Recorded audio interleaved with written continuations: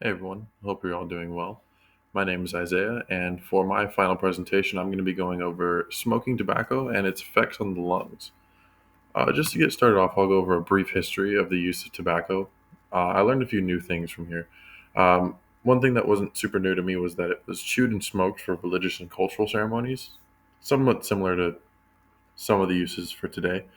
One thing that was new to me, though, was that it was used as a form of currency in Europe in the early 1600s, and then in the 16th century, smoking was very widespread and the tobacco industry was starting. Essentially, it was early development of it.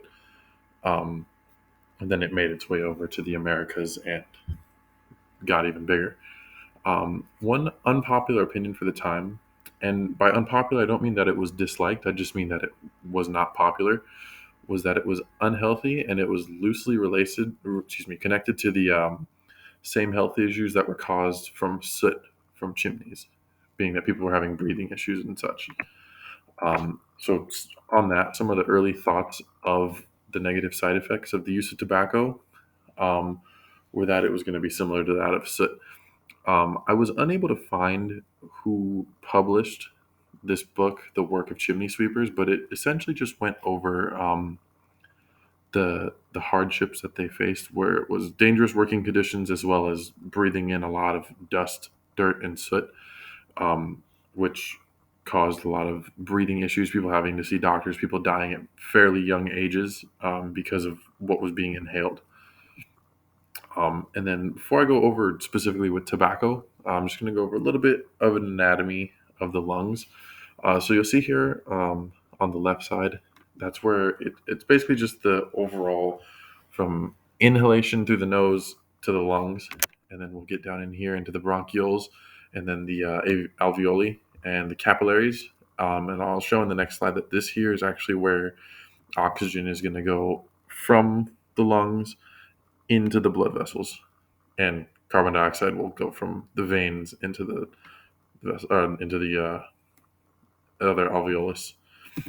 So right over here on the next slide, we've got where oxygen and carbon dioxide are going to exchange is going to be in the capillaries of the alveoli. So I'm going to go back to this other one here. So right in here, it's going to be the same as right over here. That's where the oxygen and the carbon dioxide are going to exchange from blood or to the blood as well as from the blood. And the whole reason that this is important at all is because oxygen is going to keep the muscles in the brain functioning efficiently, helps us maintain homeostasis as well as create and store energy, along with consumption of food and other things, but specifically for breathing in oxygen.